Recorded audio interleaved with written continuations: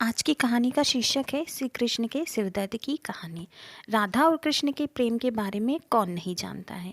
कहते हैं श्री कृष्ण और राधा का विवाह नहीं हो पाया था, लेकिन दोनों में इतना प्रेम था कि आज भी दोनों का नाम एक साथ लिया जाता है।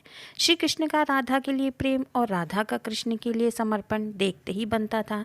शायद इसलिए अपने आप को बड़ा भक्त कहने वाले नारद मुनि को जलन होने लगी थी राधा से। यह बात श्री कृष्ण अच्छी तरह से जानते थे। एक दिन राधा के बारे में बात करने के लिए नारद मुनि कृष्ण जी के पास आए। ये बात श्री कृष्ण को पता चल गई थी। जैसे ही नारद मुनि वहाँ पहुँचे, श्री कृष्ण उन्हें देखकर अपना सिर पकड़कर बैठ गए। नारद मुनि ने भी श्री कृष्ण ने पूछा, प्रभु आप ऐसे सिर पकड़कर क्यों बैठे हैं? तो श्री कृष्ण ने कहा, हे नारद मुनि, मेरा सिर दर्द कर रहा है। नारद मुनि ने पूछा, प्रभु इसको दूर करने का उपाय क्या है? तब श्री कृष्ण ने कहा, अगर मैं सबसे बड़े भक्त का चरणामृत पी लूँ तो इसे दूर किया जा सकता है। तब नारद मुनि सोचने लगे कि सबसे बड़ा भक्त तो मैं हूँ, लेकिन अगर मैं अपना चरणामृत दूंगा तो मुझे नरक जितना पाप लगेगा। मैं प्रभु को अपना चरणामृत नहीं दे सकता।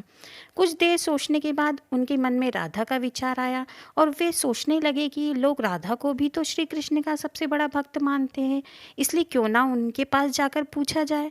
तो राधा ने जैसे ही सुना, एक बर्तन में अपने पैर धोकर चरणामृत नारद मुनि को देते हुए कहा, हे मुनिराज, मुझे नहीं पता कि मैं उनकी कितनी बड़ी भक्ति हूँ, लेकिन मुझे ये पता है कि श्री कृष्ण को अपना चरण देने से मुझे नरक में जाने जितना पाप लगेगा और मुझे कितनी यातनाएं सहनी पड़ेंगी। मुनिवर, वह सब मैं सहन कर सकती हूँ, लेकिन अपने स्वामी को पीड़ा में नहीं देख सकती। ये चरणामृत ले जाकर आप उन्हें दे दें। राधा की बात सुनकर नारद मुनि का सारा घमंड चूर चूर हो गया और उनको पता चल गया कि राधा ही सबसे बड़ी भक्त है और श्री कृष्ण ने यह लीला मुझे समझाने के लिए रची थी। जब नारद मुनि राधा के पास से वापस आ रहे थे तो उनके मुख से केवल राधा के नाम की ही धुन सुनाई दे रही थी।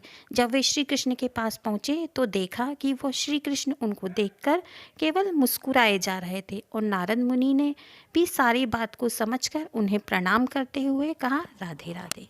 तो इस प्रकार से ये एक छोटी सी कहानी थी आपके लिए। आपको अच्छी लगी हो तो प्लीज़ मेरे चैनल को लाइक और सब्सक्राइब ज़रूर करें।